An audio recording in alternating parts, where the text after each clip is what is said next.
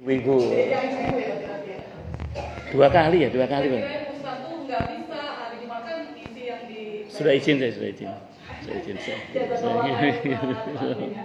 Baik ibu-ibu, hari ini kita akan membahas taklim kita hari ini dengan tema kiat bersama Rasulullah di surga. Sebelumnya marilah kita ucapkan sama-sama membaca basmalah.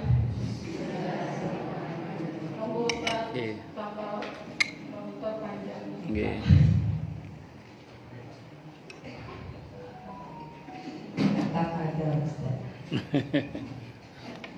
Assalamualaikum warahmatullahi wabarakatuh. Bismillahirrahmanirrahim. Alhamdulillahi rabbil alamin. Wa bihi nasta'inu ala umurid dunya waddin. Wassalatu wassalamu ala asyrafil anbiya'i wal mursalin Sayyidina wa habibina wa syafi'ina wa qurrati a'yunina wa maulana Muhammadin wa ala alihi wa ashabihi wa duriyatihi ajma'in, amma ba'd. Ashhadu an la ilaha illallah wa ashhadu anna Muhammadar Rasulullah wa ufawwidu amri ilallah innallaha basirum bil ibad hasbiyallahu la ilaha illa huwa alaihi tawakkaltu wa huwa rabbul arsyil azim.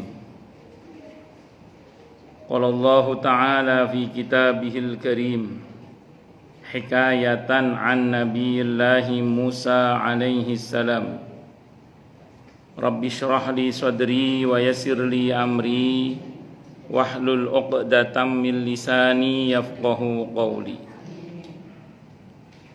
Para asatidzah, para ibu-ibu sekalian, hafizani wa hafizakunallah.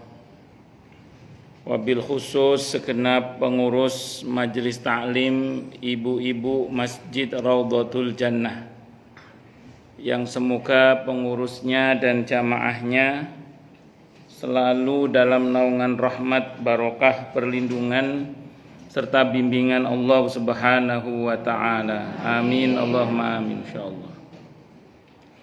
Tentu saya doakan semoga kemuliaan ibu-ibu sekalian selalu dijaga dan ditingkatkan terus oleh Allah Subhanahu wa ta'ala sebagai seorang muslimah, sebagai seorang istri, sebagai seorang ibu, dunia hingga syurga. Amin Allahumma amin insyaallah. Allahumma inna nas'aluka ilman nafi'ah wa rizqan thayyibah wa amalan mutaqabbala wa fatahallahu lana futuhal arifin. Allahumma inna na'udzubika min ilmin la yanfa' wa amalin la yurfa' wa qalbin la yakhsha' wa du'a la yusma'. Allahumma ati anfusana taqwaha wa zakkiha anta khairu man zakkaha anta waliyuha wa maulaha. Amin Allahumma amin insyaallah. Pertama-tama tentu mari kita haturkan puja dan puji syukur kita ke hadirat Allah Subhanahu wa ta'ala dengan berucap alhamdulillahi rabbil alamin. Semoga dengan hamdalah ini nikmat dari Allah untuk kita ditambah. Karena Allah telah berjanji dalam Al-Qur'an di surah Ibrahim ayat 7, a'udzubillahi samii'il 'aliim minasyaitonir rajim. Wa idza adzana rabbukum la in syakartum la azidannakum wa la in kafartum inna adzabi lasyadid. Jadi kalau kita bersyukur, sungguh nikmat dari Allah untuk kita ditambah. Dan kalau kita kufur, kita diingatkan oleh Allah akan siksanya yang sangat pedih. Ini janji Allah, dan janji Allah dalam Al-Qur'an itu la raiba fih, tidak ada keraguan di dalamnya. Di antara penjelasan la raiba fih adalah siapapun yang mengamalkan isi Al-Qur'an dengan keimanan dan keyakinan, maka Allah akan tunjukkan kebenaran Al-Quran itu kepadanya hingga tiada lagi keraguan dalam hatinya.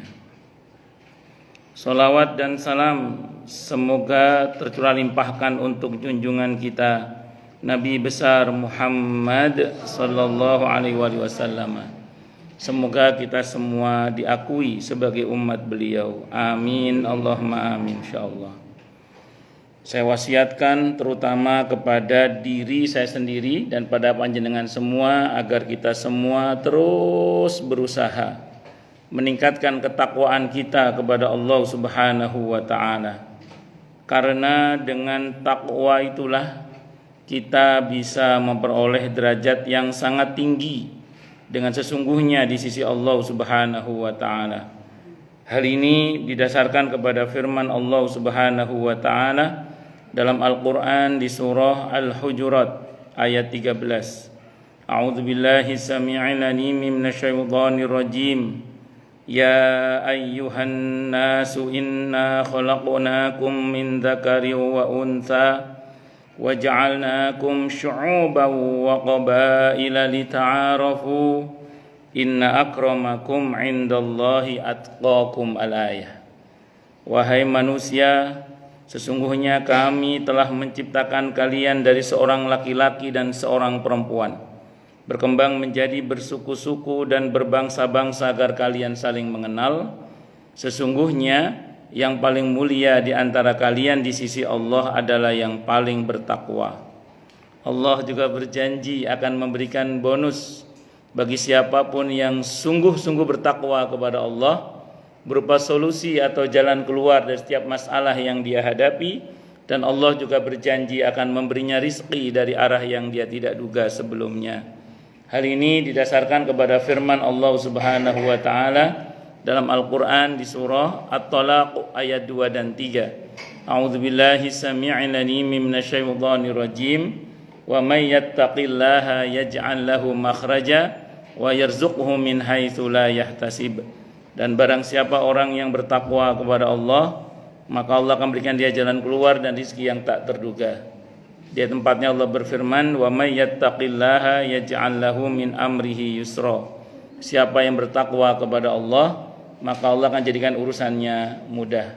Semoga kita semua minal muttaqin, bahkan lil muttaqina imama. Amin Allahumma amin insyaallah. Kalau mau samping-samping saya juga boleh ini. Saya udah Cina, tenang aja. Di Kemang 2 belum pernah ketemu sama Bu, jarang ketemu sama Bu Uci, di sini ketemu. Masya Allah. Jadi betul kata istrinya Pak Abe tadi. Bu siapa namanya lupa saya. Esi, Bu Esi. Jadi memang saya kalau Jumat pagi ini biasanya jadwalnya di Kemang 3. Kemarin saya ngomong apa adanya ke jamaah, Bu, saya ditodong ini, saya bilang gitu.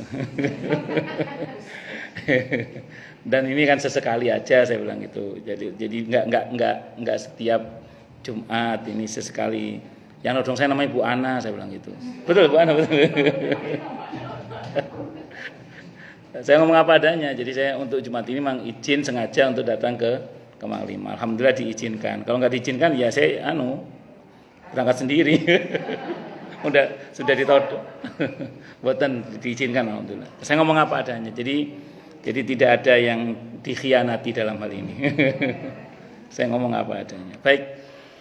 Sesuai dengan judul kajian kita pagi ini, insyaallah kita akan membahas kiat membersamai Rasulullah Muhammad SAW di surga.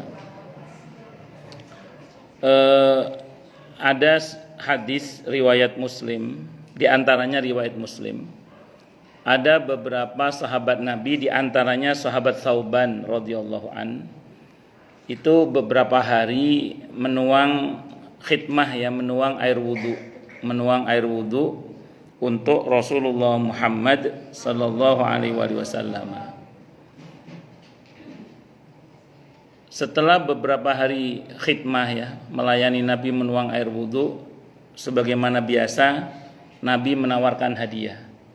Memang kepada orang yang dengan suka, kalau kakinya kesemutan boleh selonjor Bu, silakan ya. Kalau sama saya santai aja. Nggih. Berdiri lompat-lompat juga boleh, bebas nggih. Kalau sama saya bebas. Nggih, S. Nggih, pokoknya kalau kakinya kesemutan boleh selonjor nggih, santai mawon.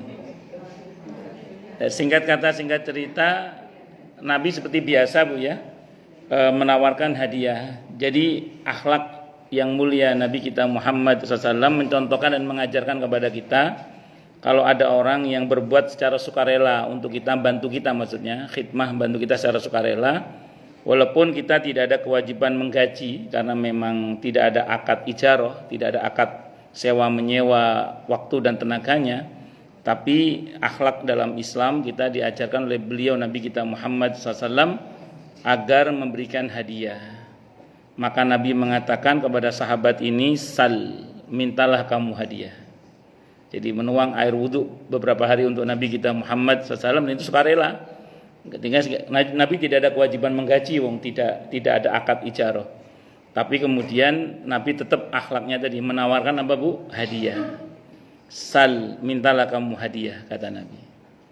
Mumpung yang nyuruh minta hadiah Nabi kita Muhammad sallallahu alaihi wasallam, maka sahabat Thauban radhiyallahu anhu dan beberapa sahabat yang lain mengatakan, murafaqataka fil jannah ya Rasulullah. Saya pengen upah atau pengen hadiah bisa menemanimu di surga ya Rasulullah. Jadi minta hadiahnya apa? Bisa menemani Nabi apa? Di surga. Kata Nabi, awa ghaira dzalik, ada permintaan yang lain enggak? La huwa dzak. Tidak ya Rasulullah, udah itu aja. Yang bukan itu aja, surga dengan Nabi itu ya akih gitu nggih. Orang Jawa Timur akeh, kalau Jawa Timur wakeh kan. Itu kan sudah banyak itu.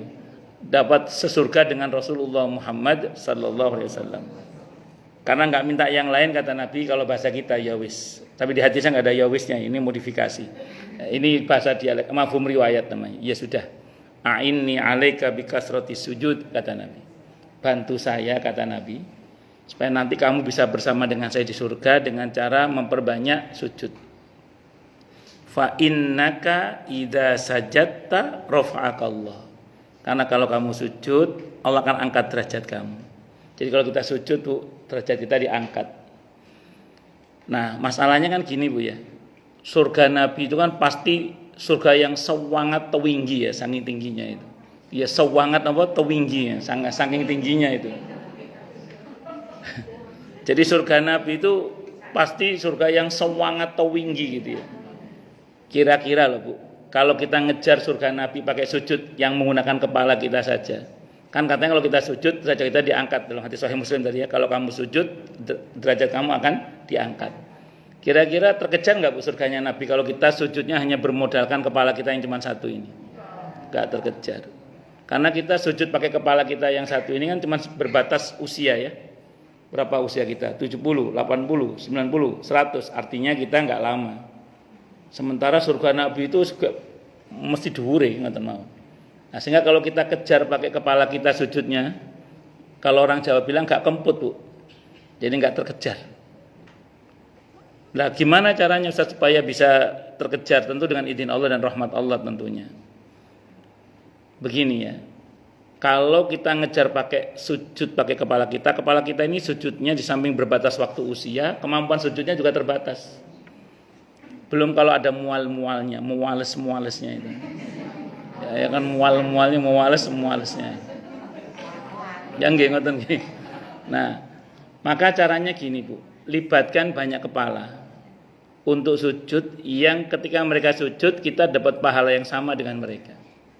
Caranya gitu. Libatkan banyak kepala untuk sujud yang ketika mereka sujud kita dapat bagian pahala yang sama dengan mereka.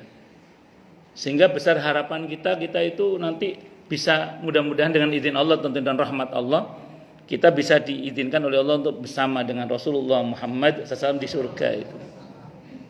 Caranya gimana Ustadz? Bantu orang lain untuk sujud. Saya ulang caranya apa? Bantu orang lain untuk sujud. Karena kalau kita membantu orang lain untuk sujud, maka kita akan dapat pahala yang sama dengan orang yang sujud karena kita bantu itu. Dalilnya mana Ustadz? An-Nisa ayat 84. may yashfa' syafa'atan hasanatan yakul lahu nasibum minha. Siapa yang memberikan pertolongan yang baik, maka dia akan dapat pahala yang sama dengan yang ditolong itu, atau pertolongan yang dia pertolongkan itu. Jadi kalau kita bantu orang lain sujud, setiap kali orang itu sujud, kita akan dapat pahala yang sama dengan yang sujud itu. Di mana dia diangkat derajatnya, kita juga diangkat derajatnya juga sama. Contoh konkretnya, bantu orang sujud gimana Ustadz? Pertama, bisa ngajari cara orang sholat. Jadi kita ngajari orang sholat, sebanyak itu orang yang sholat karena kita ajari, kita dapat pahala yang sama dengan yang sujud karena kita ajari cara sholatnya. Atau kita pernah membagi buku pesolatan misalnya, supaya orang bisa sholat misalnya. Terus kemudian, atau misalnya kita bantu masjid kayak gini, bantu masjid, apa listriknya, airnya, atau pembangunannya. Dulu kita pernah bantu pengadaan karpetnya. Pokoknya bagaimana orang merasa nyaman sholat di masjid ini. Sebuahnya itu orang yang sholat di masjid ini, yang bantu masjid ini Bu, itu dapat pahala yang sama dengan yang sujud di masjid ini.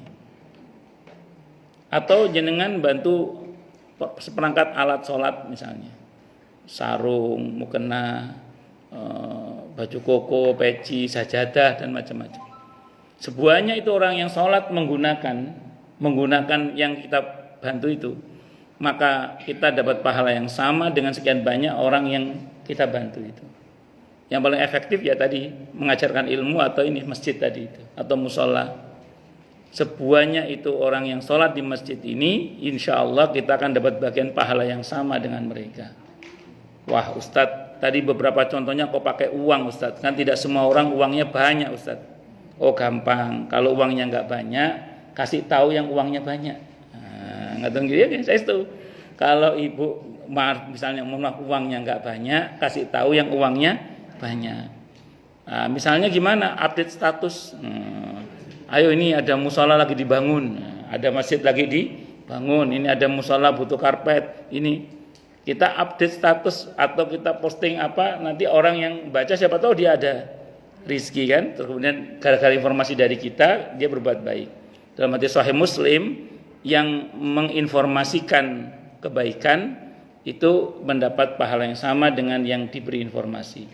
Jadi man dalla 'alal khair, siapa yang menunjukkan satu kebaikan, maka dia mendapatkan pahala yang sama dengan yang diberi tahu tadi. Bisa dimengerti nggih? Nah, itu diantara caranya. Pun lanjut. Kemudian jadi pertama perbanyak sujud nggih. Nah, cuman tadi saya ulang, kalau sujudnya hanya pakai kepala kita ini kayaknya nggak akan terkejar. Nah, maka libatkan banyak kepala untuk apa tadi Bu? Sujud. Caranya bantu orang untuk sujud, seperti bantu masjid, musola, majelis taklim, atau monggo Bu, monggo silakan. Mau di depan juga boleh, monggo silakan. Ini masjidnya kayak angkot ini. Wah, insyaallah, monggo Bu Yayu, monggo. Di sini juga boleh Bu Yayu, monggo. Nah, jadi singkat kata singkat cerita, semua bantuan kita itu kalau dikerjakan kayak masjid ini dan sebanyak itu orang sholat di sini, insya Allah kita akan dapat bagian pahala yang sama dengan apa yang kita bantukan tadi itu. Jadi orang yang kita bantu dengannya kita dapat pahala yang sama dengan yang bersangkutan itu. Itu yang pertama ya. Kemudian yang kedua, hadisnya Sahih Muslim juga, Bukhari Muslim bahkan, Bukhari Muslim ada. Pernah suatu saat sahabat Anas ibn Malik radhiyallahu an bercerita, ada seorang laki-laki yang bertanya kepada Nabi kita Muhammad sallallahu alaihi wasallam. Kata laki-laki itu, matas sa'ah, kapan kiamat wahai Rasulullah? Ya Rasulullah, matas sa'ah wahai Rasulullah, kapan kiamat?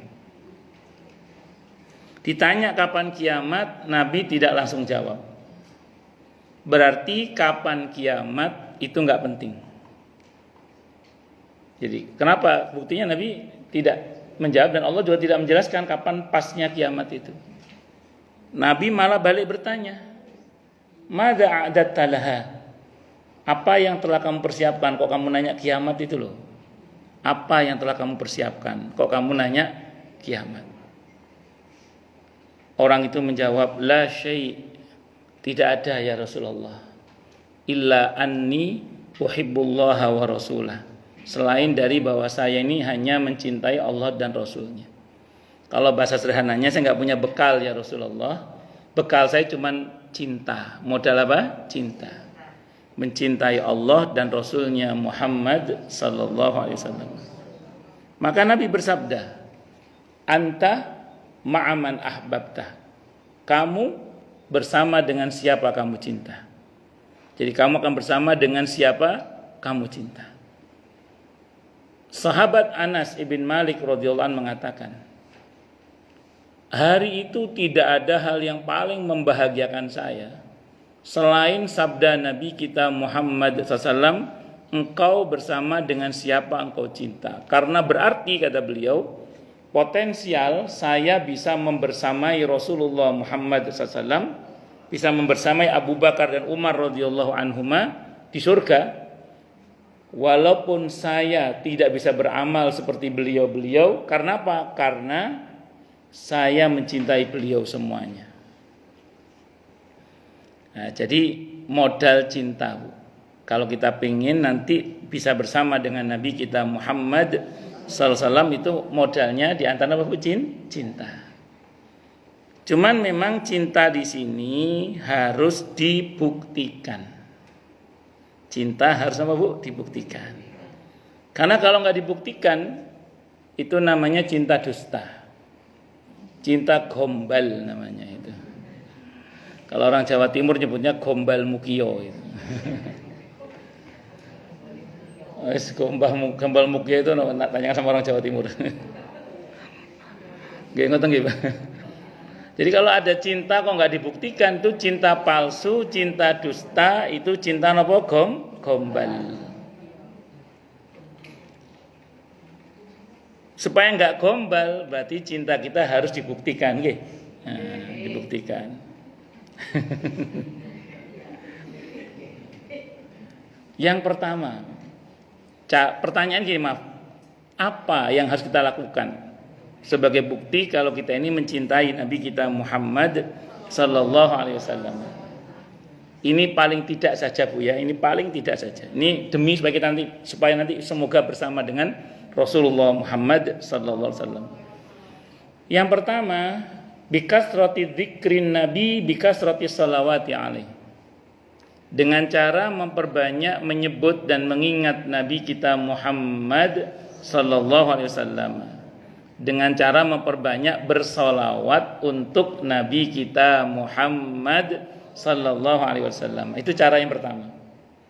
Karena ada sebuah makalah, Bu, ada sebuah makalah yang mengatakan, man ahabba syai'an katsura dzikruh, siapa yang mencintai sesuatu maka dia akan banyak menyebut dan mengingat sesuatu itu. Maka kalau kita mengaku cinta kepada Nabi kita Muhammad SAW, Bu, selonjor boleh, siapa? Monggo selonjor boleh, apa-apa. Kasihan saya, enggak tega saya. Iya, selonjor boleh, Bu, silakan, enggak apa-apa. Betul. Kalau sama saya belum berapa apa? Berdiri, lompat-lompat, boleh, bebas. Ini saya beneran loh, Bu ya. Yang sering ngaji sama saya tahu lah itu pokoknya. Ya, kalau ngaji sama saya berdiri, lompat-lompat, boleh, bebas. Iya, saya itu. Pokoknya ngaji yang nyaman, yang enak ngaji ya. Kalau sama saya itu ngaji yang enak. Ya. Pun. Jadi singkat kata, singkat cerita, kalau kita bicara tentang ini, maka kita harus banyak tadi menyebut dan mengingat Nabi dengan cara bersalawat. Karena itu konsekuensi cinta. Orang cinta pasti sering menyebut yang dicintai. Seperti lirik lagu itu lah, Bu, apa namanya? Mau makan ingat kamu, mau tidur ingat kamu, itu ya. Lagunya siapa itu? Dina Mariana apa? Iya. Nama. Bukan yang itu ya, bukan mau ngaku bujangan, bukan itu. Itu Anggun C. Sasmi kalau itu. Itu yang itu ya, jadi mau makan ingat kamu kan ya. Yang mau tidur ingat kamu, itu gitu ya. Saya lupa lagunya, pokoknya ada liriknya gitu ya. Oh bener kata Unizurma, bener yang online oh. Ya Dina Mariana itu. Bukan yang itu juga, yang Mau makan teringat padamu, itu Evita Mala kalau itu ya.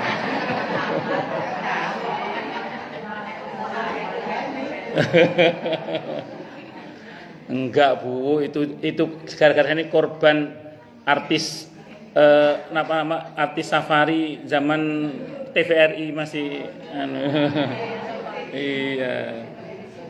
Kan kalau dulu kan kita itu kalau minggu pagi itu nunggu album minggu kita gitu. Korban ini ku kalau sama korban itu. Sambil nunggu filmnya Little Missy itu apa Tuan Baron dan macam-macam nih. Pokoknya yang sudah tua pasti tahu, yang muda nggak tahu ini. Ya, itu sebetulnya. Zaman kalau kita nunggu Sabtu malam Ahad itu nunggu film cerita akhir pekan. Kadang sing main rada seronok bangsane Advent Bangun dan macam-macam niku. Bari prima niku. Kalau udah adegan ciuman bapak-bapak maju ke depan bawa sarung, ditutup TV-nya. Ayo merem. Nah, gitu. Zaman saya masih kecil kadang satu TV ditonton orang sekampung kadang. Ya, terus nanti caming ya. Nah, terus kalau ada adegan ciuman bapak-bapak maju ke depan nutup pakai sarung. Ayo merem. Gitu. Nututin nggih. Berarti kita sama-sama sudah tua Bu ya. Lanjut. Jadi memang begitu harusnya kalau orang itu ngaku cinta mestinya nggih ringan lisan dan hati untuk ngucap salawat untuk Nabi kita Muhammad sallallahu alaihi wasallam. Dan bersolawat ini perintah Allah. Bersolawat ini apa? Perintah Allah. Allah berfirman dalam Al-Qur'an di surah Al-Ahzab ayat 56 nggih. Apa kata Allah? Innallaha wa malaikatahu yusalluna 'alan nabi ya ayyuhalladzina amanu sallu 'alaihi wa sallimu taslima. Sesungguhnya Allah dan para malaikatnya bersolawat atas Nabi Muhammad sallallahu alaihi wasallam. Maka wahai orang-orang yang telah beriman, sampaikanlah solawat dan salam atas Nabi Muhammad sallallahu alaihi wasallam. Dengan kata lain ngeten Bu. Bersolawat itu perintah Allah. Bahkan Allah sendiri bersolawat untuk Nabi kita Muhammad sallallahu alaihi wasallam. Berarti kalau kita mentaati perintah Allah bersolawat Bu untuk Nabi kita Muhammad sallallahu alaihi wasallam, yang untung siapa? Kita. Karena mentaati perintah Allah itu yang untung kita Bu. Rumusnya famay ya'mal misqala dzarratin khairan yarah wa may ya'mal misqala dzarratin syarran yarah. Kita taati perintah Allah yang untung kita. Kalau kita durhaka yang rugi siapa? Kita. Kembali ke kita sendiri.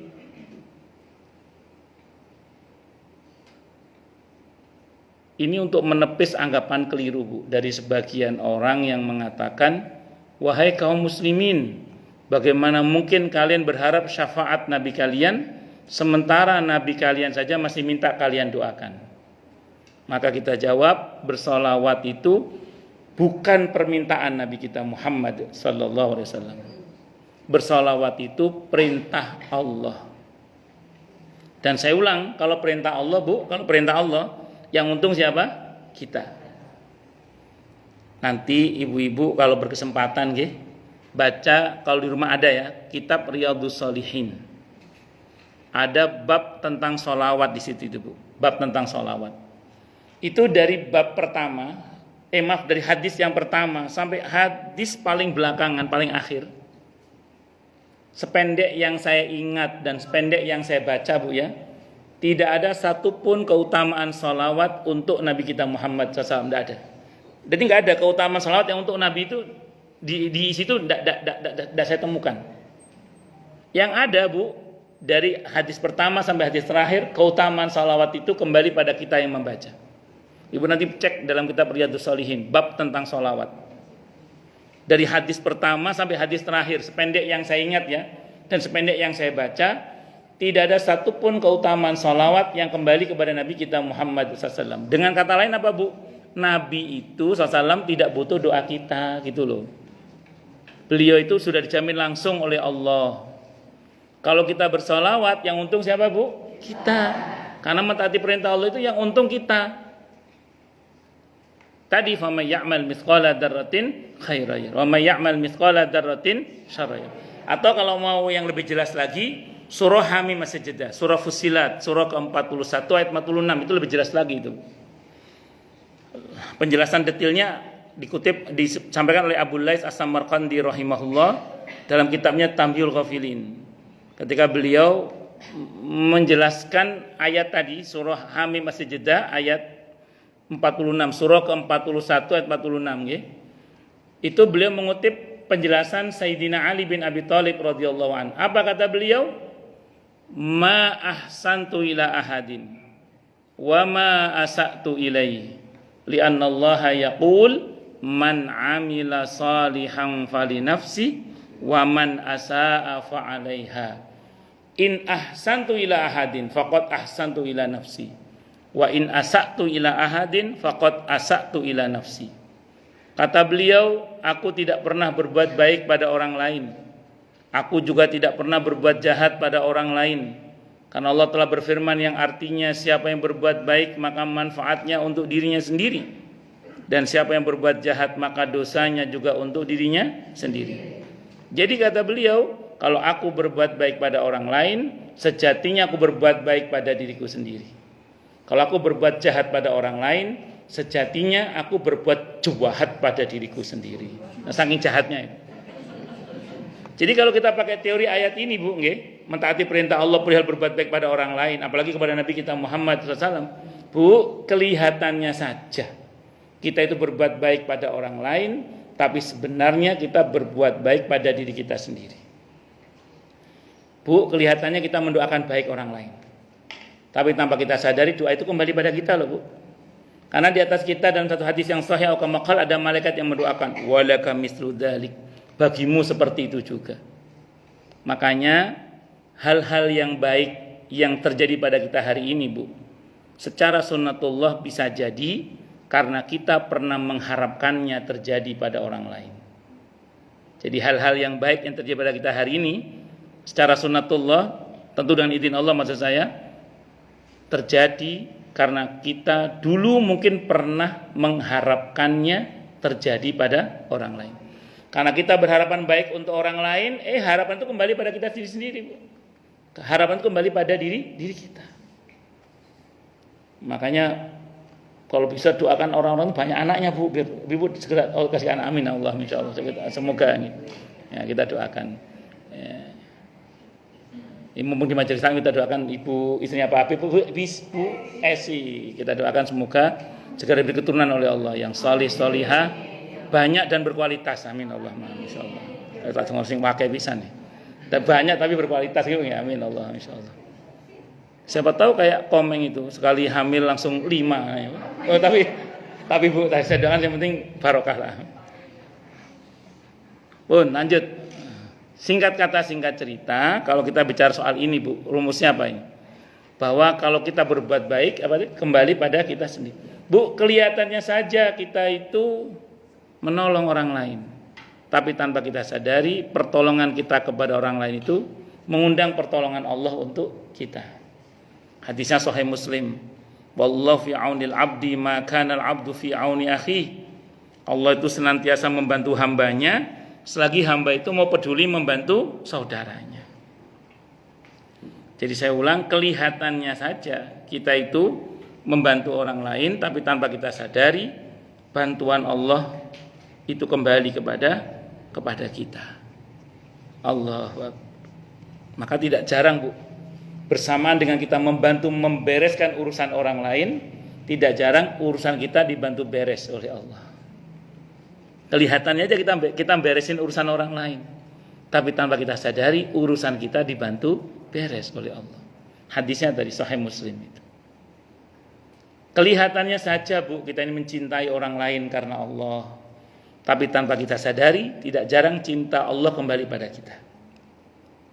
Hadisnya Sahih Muslim. Ada seseorang datang ke satu kampung untuk mengunjungi saudaranya. Allah utus satu malaikat untuk menghadang dia tengah perjalanan. Pak, mau kemana? Kata malaikat yang nyamar itu. Saya mau menemui saudara saya. Apakah ada kepentingan duniawi yang Anda harapkan dari pertemuan ini? Oh, tidak. Saya semata-mata karena mencintai saudara saya ini karena Allah. Kata malaikat itu, saya utusan Allah. Saya diperintah oleh Allah untuk memberitahu Anda bahwa Allah mencintai Anda sebagaimana Anda mencintai saudara Anda karena Allah. Nah, jadi kelihatannya mawon Bu, kita peduli dengan Palestina, kita peduli dengan saudara kita yang kesusahan, kita mencintai mereka karena Allah, maka karena kita doakan. Tapi semua itu kembali ke kita. Karena cinta kita karena Allah, maka cinta Allah juga untuk kita. Karena kita mencintai saudara kita karena Allah. Kata para ulama gini Bu, kalau kepada sesama saja begitu keadaannya, lalu bagaimana kalau kepada Rasulullah Muhammad sallallahu alaihi wasallam? Lalu bagaimana kalau kita mendoakan Nabi kita Muhammad sallallahu alaihi wasallam? Itu yang untung kita itu Bu. Karena Nabi udah gak butuh doa kita kan. Itu kembalinya pasti ke kita itu lebih dahsyat lagi. Demikian juga itu kalau kita bantu orang lain aja kayak gitu. Apalagi kalau kita membantu Rasulullah Muhammad SAW. Membantu Rasulullah gimana? Maksudnya membantu hajat beliau terkait dengan tersebar luasnya dakwah beliau. Kayak ini ngaji ini nih, menghidupkan majelis taklim, menghidupkan masjid, menghidupkan kajian seperti ini. Ini bagian dari hajatnya Rasulullah Muhammad SAW. Ini kalau kita membantu beliau, kita lebih lagi Bu, kita dibantunya oleh Allah. Lebih lagi. Insya Allah. Nah, semoga diterima kajian kita ini ya, amin insyaallah. Supaya amal soleh kita dibantu betul oleh Allah Subhanahu wa taala. Nah, kalau sambil ngaji sambil doa-doa Bu ya. Apalagi ngajinya di masjid, sambil ngaji sambil apa Bu? Berdoa. Apa utang-utang lunas ta, kreditan lunas. Suami jadi baik hati ya, donga yang baik-baik pokoknya. Nggih. Saya sering dapat testimoni dari jamaah itu terutama kalau pas ngaji di masjid hujan deras Bu. Terus sering saya ngomong jamaah ini mumpung hujan deras, mumpung di masjid, doa yang baik-baik. Itu enggak sedikit loh yang cerita ke saya itu kok dengan izin Allah terkabulkan. Ya semua kembali pada Allah, cuman kita ngambil momen-momen mustajabah. Bahkan pernah ada ibu-ibu itu ngaji sama saya itu, ini mumpung kita lagi ngaji berdoa sama Allah yang baik-baik ya, saya bilang gitu. Ternyata di antara ibu-ibu itu ada orang punya hutang sama beliau 30 juta belum dibayar-bayar. Dan beliau itu doa sama Allah semoga dibayar utang itu. Belum selesai ngaji, WA sudah masuk. Sudah dibayar 30 juta katanya. Padahal sudah berapa lama enggak dibayar-bayar. Ya semua itu kembali pada Allah. Nah, yang ngaji itu sambil donga Bu nggih. Sambil donga yang saya yang baik-baik. Semoga Allah memberi kita semua siha wal afiyah, panjang umur yang mubarakah dalam ketaatan kepada Allah dan Rasulnya Muhammad SAW. Allah ampun dan maafkan dan serta Allah berkahi kita semua. Amin. Allahumma amin insyaallah. Lanjut. Itu membantu sesama aja kayak gitu, apalagi kalau kita membantu Rasulullah Muhammad SAW. Maka nanti ibu baca deh. Di antara keutamaan salawat itu, kalau ibu perhatikan, nanti di antara keutamaan salawat itu, pertama, man shalla alayya salatan wahidah sallallahu alaihi asyra. Ini yang dalam kitab Riyadhus Shalihin ya, nanti bisa dicek. Barang siapa yang bersalawat kepadaku sekali, Allah balas dengan 10 salawat. Salawatnya Allah untuk kita apa Bu isinya? Rahmat, ta'zim, maghfirah. Jadi kalau Allah bersalawat untuk kita, berarti Allah rahmati kita, Allah sayangi kita, Allah muliakan kita, Allah ampuni kita Bu. Dapat 3 kita paling enggak loh ya. Dapat rahmat, dapat ta'zim, dapat maghfirah. Rahmat, ta'zim, maghfirah. Itu kalau kita rajin bersalawat untuk Nabi kita Muhammad SAW. Kemudian yang kedua, ada hadis lagi riwayat At-Tirmidzi Bu. Dalam kitab Riyadhus Shalihin, hadisnya dari Abdullah bin Mas'ud radhiyallahu anhu. Hadisnya hasan. Nabi bersabda, "Aulan nasi bi yaumal qiyamati aktsaruhum alayya salatan." Paling utama-utamanya manusia di sisiku pada hari kiamat nanti adalah yang paling banyak bersolawat kepadaku.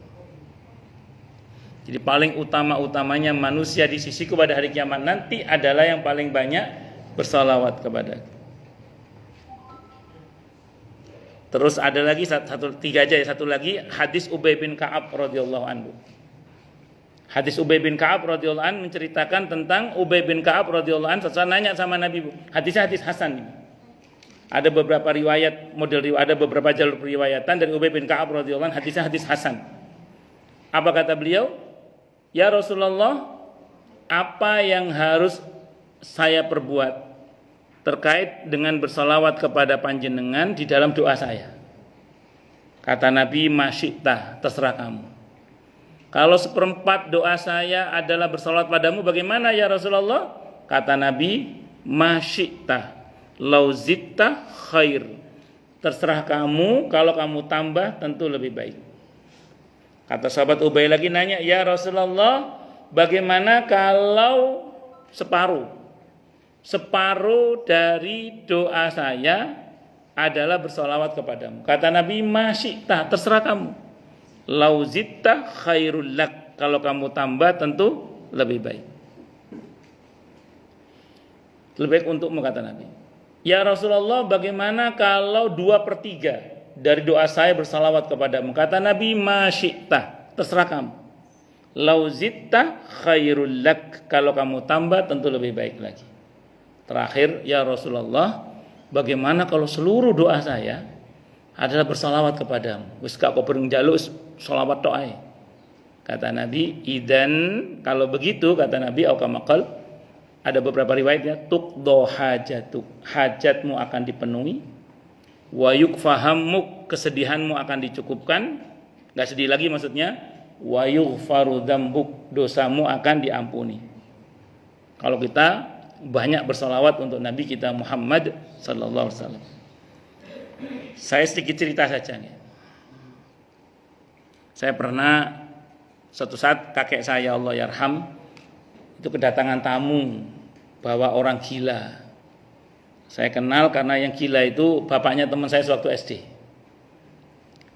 Kata orang itu, bah, manggil kiai di kampung itu, bah, niki ada teman gila ini, bah, didoakan, bah, supaya sembuh. Kata kakek saya, dia taruh di samping musola itu. Jadi kakek saya itu punya musola, samping itu ada ruangan biasanya untuk terima tamu, memang di samping, bukan ruang utama musola ya. Suruh taruh situ, taruh aja dulu, katanya. Terus biasanya kakek saya itu ngambil tindakan. Qaddarallah, dengan izin Allah sembuh orang itu, nggak gila lagi. Saya lihat sendiri beliau nggak gila lagi. Nah terus kemudian kata kakek saya cerita ke saya, ngerti nggak tak wacana apa mambengi? Mboten Buya, gitu. Ngerti nggak saya bacakan apa tadi malam itu? Mambeng itu tadi malam. Ya. Mambeng itu bukan maembengi, bukan. Tadi malam itu saya bacakan apa? Kata kakek saya bilang mboten ngertos Buya, nggak ngerti Buya. Saya manggil kakek saya Buya. Kata kakek saya gini, sewengi tak wacana solawat, semalam suntuk saya bacakan solawat, kok dengan izin Allah sembuh. Ya itu, semalam suntuk kata kakek, tak saya bacakan solawat. Ngamalkan hadis itu tadi, Ubay bin Ka'ab radhiyallahu anhu itu. Wis sholat malam 2 rakaat, terus witir, wis diketno solawat. Dengan izin Allah ya kok sembuh. Nah, berarti memang nampaknya kita mesti menyediakan waktu lah, terutama untuk hajat-hajat yang berat itu. Melekan ya penting, melek malam ya penting. Walaupun nggak setiap malam mungkin, tapi di salah satu malam yang memang kita sediakan waktunya untuk kita mohon pada Allah terkait dengan hajat-hajat yang berat. Sopir bis malam saja itu rela melek semalam suntuk. Padahal demi uang 200, 300 atau 400, 500 ribu. Saya tidak tahu berapa bayarannya supir bis malam itu. Ya kan demi uang nun sewu pinten 200, 300 atau 400 atau 500 ribu dia rela melek semalam suntuk. Loh ini kita mau minta hajat yang berat kok tidak mau melekan itu loh. Ustadz kan ada hadis katanya kalau ngantuk suruh tidur. Oh iya memang betul. Kita tidak boleh zalim pada diri sendiri, betul, tidak salah. Jadi kalau ngantuk tidur memang betul nggak salah. Tapi tolong bedakan antara ngantuk dan ngantukan, itu beda. Ngoten nggih? Kalau kurang tidur, capek, kurang istirahat, ngantuk, betul istirahat, jangan dipaksakan, zalim itu nanti. Tapi kalau perasaan tidur cukup, makan cukup, kok sik ngantuk, lawan betul, lawan. Kok sik ngantuk, itu namanya ngantukan namanya. Dimujahadahi nggih, minum-minum kopi sambil sholawat. apa namanya ngunyah-ngunyah marning ta. Ngerti marning ya, jamudin itu loh. Jagung goreng itu. Itu supaya ben melek ngoten loh, dimujahadai. Lah itu sopir bis malam itu stamina dipersiapkan Ustaz. Terus monggo kita dipersiapkan juga. Wong enggak tiap malam kok sesekali mawon nggih. Itu namanya mujahadah. Terutama untuk hajat-hajat yang berat nggih. Sing pengen duwe mantu sing saleh atau salihah. Kepengin duwe besan sing tepak ngoten nggih. Oh. Monggo digetno selawat ini. Mohon saestu nih, mohon sama Allah. Mohon betul-betul karena hajat berat. Kita ini kadang maaf ya, kalau untuk masalah akhirat, sering protes kita itu. Ini sering protes, yang capek asuh istirahat, enggak boleh zalim. Padahal kita dulu itu Bu, untuk dapat gelar S1 saja, enggak usah ngomong S2, S1 aja. Itu kita rela pisah dengan keluarga. Korban waktu, biaya, tenaga, perasaan. Perasaan enggak ketemu-temu dosen ini. Zaman dulu kan susah nyari dosennya, kayak sekarang mungkin serba pakai WA. Itu aja sekarang juga masih sulit itu kan. Jadi singkat kata, singkat cerita, kalau untuk gelar duniawi kita enggak protes. Sementara hanya sesekali dalam 1 atau 2 malam kita melekan baca salat aja diprotes habis-habisan. Itu untuk hajat yang berat-berat itu. Monggo itu hadisnya hadis hasan dari Ubay bin Ka'ab radhiyallahu anhu. Hajat dipenuhi, kesedihan dicukupkan, kemudian dosa diampuni. Allahu Akbar. Nah, seringkali orang terus nanya, Ustadz, sholawatnya itu sholawat yang mana Ustadz? Nah, kalau saya ditanya, saya sering jawab yang paling simpel mawon nggih. Sholawat yang paling pendek itu sholawat Jibril sallallahu ala Muhammad sallallahu ala Muhammad sallallahu ala Muhammad. Itu sholawat Jibril. Kalau sholawat yang paling bagus, sholawat Ibrahimiyah di tahiyat akhir niku. Allahumma sholli ala. Saya nggak mau debat soal Sayyidina atau nggak pakai Sayyidina ya. Saya karena bermadzhab Syafi'i saya pakai Sayyidina. Allahumma sholli ala Sayyidina Muhammad wa ala ali Sayyidina Muhammad kama shallaita ala Sayyidina Ibrahim wa ala ali Sayyidina Ibrahim innaka Hamidum Majid. Allahumma barik ala Sayyidina Muhammad wa ala Sayyidina Muhammad kama barakta ala Sayyidina Ibrahim wa ala ali Sayyidina Ibrahim innaka Hamidum Majid. Ada yang redaksi fil alamina innaka Hamidum Majid. Macam-macam. Monggo terserah jenengan. Dan tidak usah berantem gara-gara Sayyidina nggih. Mungkin kayak saya di Surabaya pernah saat itu di Masjid Agung, sekarang Masjid Al-Akbar. Kan sebelum diresmikan oleh Allahyarham Gus Dur itu dulu namanya Masjid Agung masih namanya. Begitu oleh Gus Dur Allahyarham diresmikan menjadi Masjid Al-Akbar. Itu saat itu ada pengajian di emperan masjidnya itu. Di Jawa Timur itu kalau selesai pengajian itu ada teriakan sholawat bubar barisan itu loh.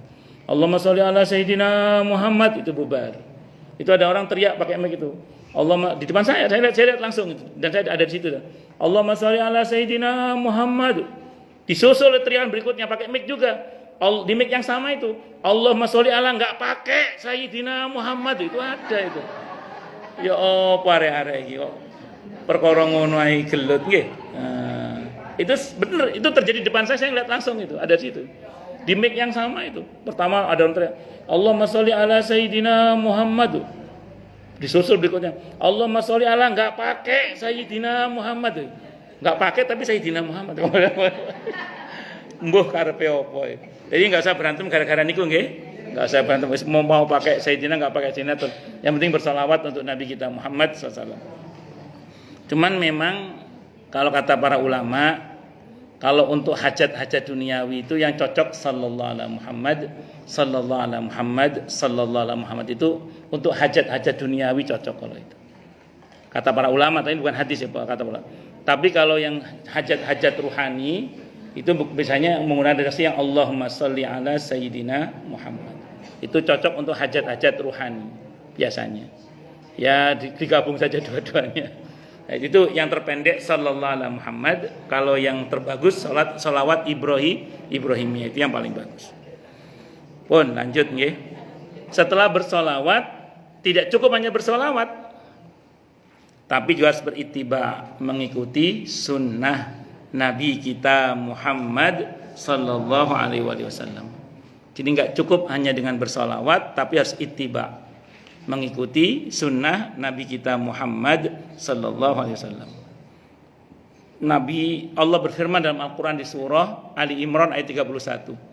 Qul in kuntum tuhibbunallaha fattabi'uni yuhibbukumullah wa yaghfir lakum dzunubakum.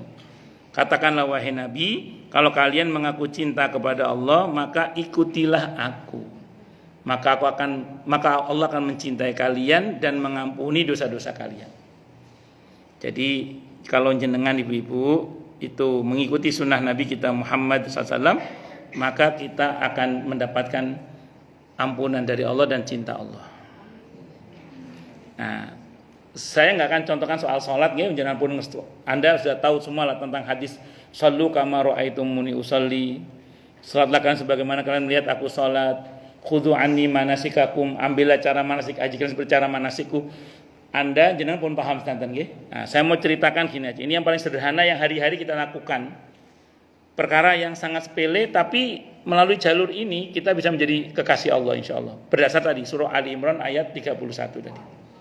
Napa niku Ustaz? Ngeten. Ibu-ibu kalau lapar ngapain? Oh, berarti makan karena lapar. Oke, enggak apa-apa Bu. Ibu kalau haus minum, berarti minum karena haus. Kalau di fikih Bu nggih, kalau di fikih makan karena lapar, minum karena haus itu hukumnya mubah. Mubah itu artinya tidak ada pahala, enggak ada dosa, netral. Di fikih nggih. Jadi makan minum karena lapar, karena haus itu hukumnya mubah. Mubah itu enggak ada pahalanya, enggak ada dosanya. Nah, sekarang kita coba ngikuti sunnah Nabi dalam hal makan dan minum nggih. Ini contoh-contoh. Kalau ibu-ibu lapar, coba mulai sekarang ini, maaf yang ngomong masih belajar juga Bu ya, kita juga masih belajar, kita sama-sama belajar. Kalau ibu merasa lapar, coba ibu gini dalam hati. Perintah Allah kalau lapar apa ya? Perintah Allah kalau lapar apa ya? Makan. Betul memang. Berarti beda nggak sama yang pertama tadi? Beda. Kalau pertama tadi makan karena lapar. Kalau ini lapar, ingat perintah Allah suruh makan, berarti makannya karena perintah Allah. Paham mboten? Yang pertama tadi kan lapar, makan karena lapar. Kalau ini enggak begitu lapar, perintah Allah apa ya kalau lapar? Makan. Oh, berarti makan karena perintah Allah. Emang ada perintah Allah makan? Ada. Kulu washrabu wala tusrifu. Makan, minum, jangan berlebihan. Paham nggih? Nah, berarti begitu ibu makan dan minum karena mentaati perintah Allah, poin pertama udah dapat pahala itu. Kenapa? Karena ibu makan minum karena mentaati perintah Allah. Saya ulang tadi, kalau makan karena lapar, minum karena haus mubah. Itu fitrah manusiawi itu namanya. Tidak ada masalah, tidak dosa juga. Cuman kalau ibu dari awal makan dan minum karena perintah Allah, saya lapar. Perintah Allah kalau lapar apa ya? Makan. Makan karena perintah Allah. Kalau haus apa? Minum. Itu kalau minum karena haus mubah, nggak ada pahalanya. Tapi begitu haus perintah Allah apa ya kalau haus? Minum karena perintah Allah. Jadi mau sekarang kalau mau minum mentaati perintah Allah. Poin pertama udah dapat pahala itu. Terus pertanyaan berikutnya, cara makannya Rasulullah gimana ya? Cara minumnya Rasulullah gimana ya? Paket dasarnya aja, Bismillah tangan kanan hamdalah. Bismillah tangan kanan apa? Hamdalah. Jadi jangan pakai tangan kiri, nggih. Bismillah, tangan kanan, hamdalah. Saya nggak akan bahas rinciannya, nggih. Kalau rinciannya macam-macam nanti. Yang pokok, yang prinsip dalam hal makan dan minum. Kalau soal berdiri, duduk itu ada perbedaan. Ada beberapa riwayat yang Nabi juga pernah sambil berdiri, Nabi juga pernah sambil duduk. Makan atau minum pernah itu. Ada beberapa riwayat. Tapi yang pokok, yang tidak bisa ditawar itu Bismillah, tangan kanan, hamdalah. Itu Nabi nggak pernah melakukan selain itu pokoknya. Bismillah. Bismillah, tangan kanan apa? Hamdalah. Karena cara makan yang ikut cara makannya Rasulullah, berarti setiap Anda makan, jenengan dapat apa Bu? Dapat pahala, dapat cinta Allah, dapat ampunan Allah. Padahal ibu makannya sehari berapa kali? Oh, jadi sekali makan saja sudah dapat apa? Pahala, cinta Allah, ampunan dari Allah. Ini namanya jalur menjadi wali melalui jalur makan itu. Ya, jangan salah. Jadi cara menjadi wali Allah itu dengan cara makan. Tapi makannya kayak tadi itu. Nanti dibiasakan begini. Termasuk kalau mau tidur. Nah, kalau ngantuk perintah Allah apa ya? Tidur. Ya, tidur untuk mentaati perintah Allah. Di samping nanti kita niat bangun untuk tahajud. Itu setiap kegiatan manusiawi kita yang tiap hari itu Bu, insya Allah itu berdampak kepada hadirnya pahala, ada cinta Allah dan ampunan dari Allah Subhanahu wa ta'ala. Paling tidak itulah salawat dan mengikuti sunnah Nabi kita Muhammad sallallahu alaihi wasallam. Nah, ini saya mentaati perintah Allah untuk minum, Bu, yang izin minum dulu.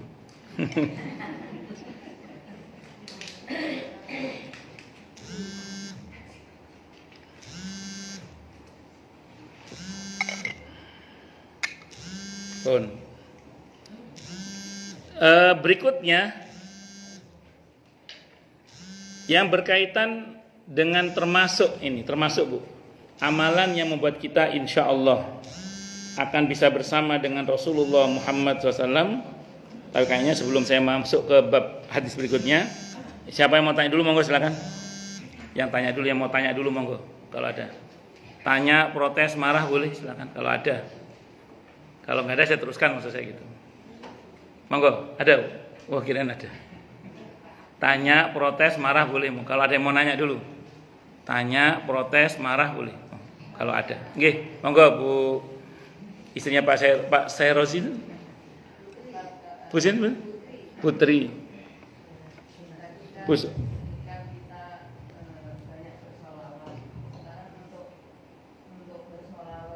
Supaya bagus itu adabnya bagaimana sebelum kita bersalawat barangkali. Nggih. Yang pertama, ditata niatnya. Bersalawat itu untuk mentaati perintah Allah, bersalawat kepada Nabi kita Muhammad SAW.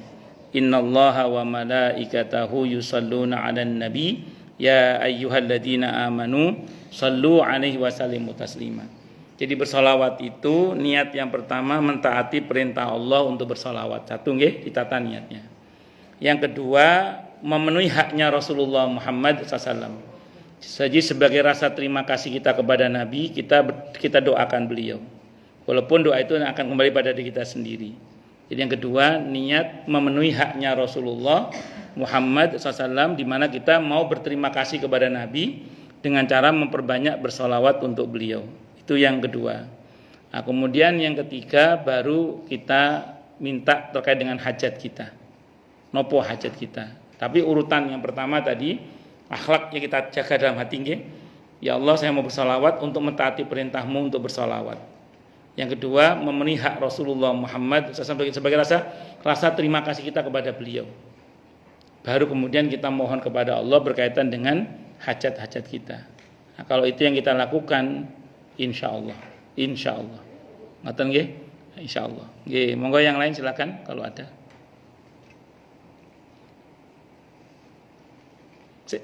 Suami jenengan Pak Serozi kan gitu.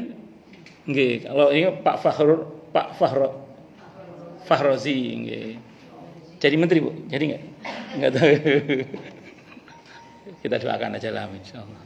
Amin. Ada lagi? Kalau enggak ada, terus apa? Terus nggih. Saya teruskan kalau gitu. Berikutnya. Ini kalau nggak ada yang nanya, ada dua kemungkinan, Bu. Paham semua atau tidak paham semua. Berikutnya ini, Bu, kalau kita ingin bersama dengan Rasulullah Muhammad SAW adalah dengan berakhlak yang mulia. Berakhlak nabawi yang mulia. Ada sebuah hadis. Hadisnya riwayat Al-Imamul Bukhari dalam kitab Adabul Mufrad, At-Tirmidzi dan Ahmad. Hadisnya riwayat Bukhari dalam Adabul Mufrad, At-Tirmidzi dan Ahmad juga. Rahimahumullah. Nabi kita Muhammad SAW bersabda, apa kata beliau, Bu? Inna min ahabbikum ilayya wa aqrabikum minni majlisan yaumal qiyamati ahasinakum akhlaqon. Inna min ahabbikum ilayya, sesungguhnya orang yang paling aku cintai di antara kalian. Wa aqrabikum minni majlisan, dan orang yang paling dekat dariku di antara kalian apanya majlisan tempat duduknya yaumal qiyamati pada hari kiamat adalah ahasinakum akhlaqon, yang paling bagus akhlaknya. Hadis ini menunjukkan orang yang paling bagus akhlaknya itu potensial nanti pada hari kiamat tempat duduknya dekat dengan Nabi kita Muhammad sallallahu alaihi wasallam.